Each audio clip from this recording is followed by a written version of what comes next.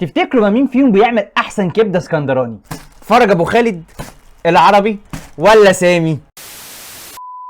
السلام عليكم، اهلا بكم في فيديو جديد مع احمد الشريف. الحقيقه ما اعرفش ازاي من ساعه ما بدات فيديوهات هنا عندي وانا ما عملتش اي فيديو يخص الكبده الاسكندراني، عشان كده بقى انا جيت النهارده ومعايا اشهر واغلى 3 محلات بيعملوا كبده عندنا في اسكندريه، وتقريبا كده وعلى حد علمي ان هم دول الوحيدين اللي الكبده عندهم بتكون نوعين، شمبري وبتلو. طبعا لو حد فيكم يعرف حد تاني غيرهم يعني يقول لي في الكومنتات. جبت بقى النوعين من كل محل، ويلا بينا نبدا على طول باول واحد. كبده شمبري من عند العربي، وده ارخص واحد في الحلقه كلها النهارده بسعر 25 جنيه. طبعا يعتبر الحشو الى حد ما مش هقول لك كتير قوي ولا قليل، مظبوط يعني حلو، وبيجي طبعا معاه ليمونه كده وفلفل. بصوا هدوق كده الاول حته كده من غير ليمون، وبعد كده ادوقها بليمون. دوق كده نقول بسم الله. نجرب كده بالليمون.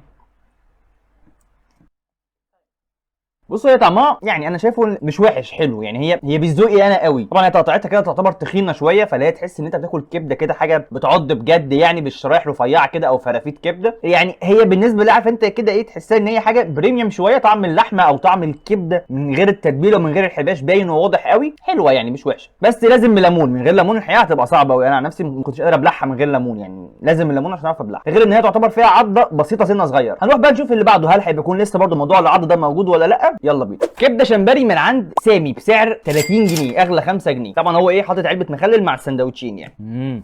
هنا شكلها احلى الحقيقه، هنا شكل السندوتش كده الحقيقه حاسه مهندم اكتر كده وشيك شويه في نفسه عكس بتاع العربي. كمان الكبده كده حتى متقطعه رفيعه قوي زي ما انا بحبها يعني، الحته كمان احلى شويه. ندوق برده كده الاول حته كده من غير ليمون. بصوا هي ما فيهاش طبعا العضه اللي كانت موجوده في كبده العربي عشان هي متقطعه رفيع شويه زي ما انتم شايفين كده، بس الحقيقه لا، هنا الطعم لا اقل بكتير كمان. ندوق برده كده بالليمون الاول عشان يبقى الحكم كامل.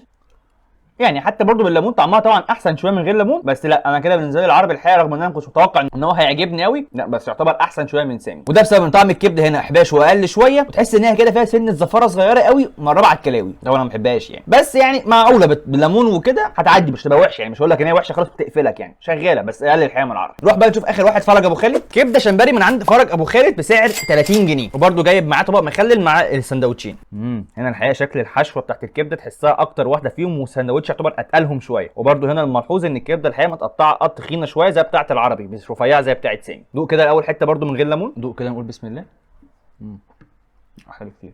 بصوا كده بصراحه بالنسبه لي انا مش محتاج احط ليمون عشان اكل السندوتش. السندوتش طعمه حلو جدا. الكبده رغم ان هي متقطعه تخين كده بس ما تحسش بتخنام، وتحس ان هي بتدوب في بقك من كتر ما هي طريه يعني، مش ماسكه في نفسها ومش بتعض خالص. التتبيله الحقيقه والحباش بتاعها حلو جدا جدا جدا، 100 100 الحقيقه. شوف كده لو هحط عليه حته ليمونه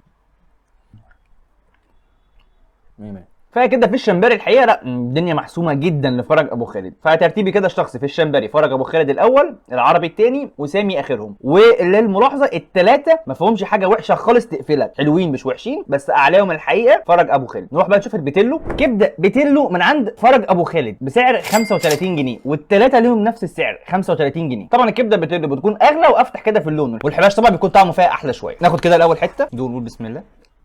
طعمها برده الحقيقه حلو قوي، نفس الحباش اللي كان عاجبني الحقيقه اللي كان موجود في الشمبري موجود هنا في البيتيلو، حلو جدا. هنا الفرق كده بين البيتيلو والشمبري ان تحس هنا البيتيلو بتدوب في بقك اسرع كده مع سنه ترميله صغيره كده في اللحمه، لكن انا بالنسبه لي الحقيقه حاسس ان الفرق مش جوهري قوي بين الاثنين يعني، مش فرق جبار جدا يعني، بس عادي ده ذوق وده ذوق. نروح كده للي بعده وهو كبده بيتيلو من عند سامي بسعر 35 جنيه برده. الحقيقه سامي الحقيقه يعتبر فيهم كلهم اكتر واحد تحس ان هو مهندم السندوتش كده، تحس ان هو ايه، مدي السندوتش وضعه يعني. مش عارف ليه الريحه بتاعت سامي غير طعمه، ريحه سامي الحقيقه حلو جدا، طعمه كان في الشمبري ما كانش عاجبني قوي. دوق كده حته بسم الله. نفس الكومنت، هو تحس ان هو واخد الطعم كله من الفلفل اللي حاطه، بصراحه حاطط فلفل نار يعني. بصوا انا بالنسبه لي الحقيقه في البيتيلو الشمبري بتاع فرج ابو خالد كانت عجباني اكتر، انما هنا لا، هنا البيتيلو الحقيقه بتاعت سامي لا عجبتني اكتر من الشمبري بتاعته. هنا الكبده نفسها الحقيقه تتبيلتها تعتبر احسن شويه من بتاعه الشمبري، بلس برده حشوها كمان يعتبر اكتر، بس الحقيقه هي تعتبر حاميه جدا مولعه قوي وصعبه الحقيقه بالنسبه لي انا اكلها من غير ليمون، لازم ليمون عشان اعرف احس بطعمها يعني، ان هي من غير ليمون الحقيقه تحسها ان هي باسله جدا من غير ملح يعني، وما فيهاش تتبيله قويه يعني. بس شغاله مش وحشه يعني، ما تقفلكش برده، بس انا بالنسبه لي برده هي تعتبر ستيل اقل في البيتيلو من فرج ابو خالد. نروح بقى لاخر واحد معانا وهو كبده بتلو من عند العربي بسعر 35 جنيه برضه، ده يعتبر كده اقل واحد فيهم في الحشو الحقيقه. تمام نقطع كده حته نقول بسم الله. بس طعمها قلب على طحال مش كبده، طعمها ضعيف قوي الحقيقه. بصوا الحقيقه الكبده عند العربي طعمها تحسها ان هي من كتر ما هي تخينه كده او شاربه اي تتبيله او اي بهارات، تحسها ان هي قلب على طحال يعني، مش عارف ليه. انا بالنسبه لي انا الحقيقه مش ذوقي انا قوي يعني. احط كده سنه ليمون.